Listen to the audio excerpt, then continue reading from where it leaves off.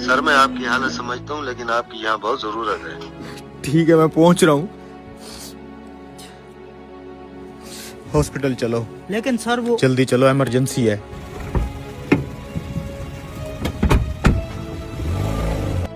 Patient की क्या हालत है? सर बच्चे की हालत बहुत क्रिटिकल है। ऑपरेशन थिएटर रेडी है? जी जी सर, सब कुछ रेडी है।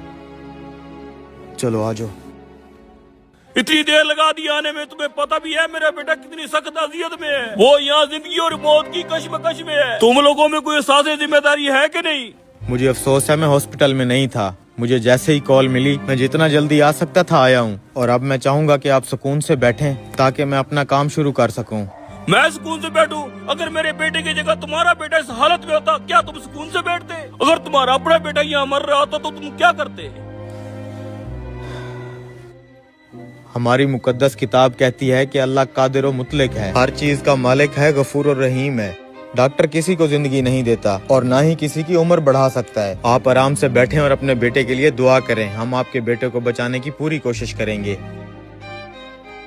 बस इनकी नसीहतें सुन लो, चाहे उनकी जरूरत हो न हो। सर आपने इसकी बदतमीजी का जवाब क्यों नहीं दिया? वो परेशान है बेचारा, तुम बस जल्दी से हर चीज रेडी करो। जी सर, रेडी है।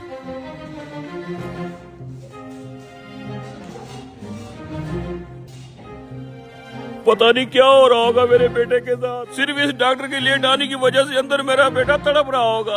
अगर मेरे बेटे को कुछ हो गया तो मैं छोड़ूंगा नहीं इस डॉक्टर को। सर बहुत हिम्मत वाले हैं आप। जिन हालात में आप थे और आप यहाँ आ गए, बहुत बड़ा दिल है आपका। 2 घंटे से ऑपरेशन चल रहा है। जैसे ही डॉक्टर ऑपरेशन थिएटर से निकल के कोई खबर देता है, मैं तुम्हें फोन करके बता दूंगा। सर पेशेंट का तो बहुत खून बह चुका है, ये तो बहुत ही मुश्किल ऑपरेशन है। मैं पूरी कोशिश कर रहा हूँ, अल्लाह के हुक्म से ये बिल्कुल ठीक हो जाएगा। बस तुम लोग दुआ करते रहो।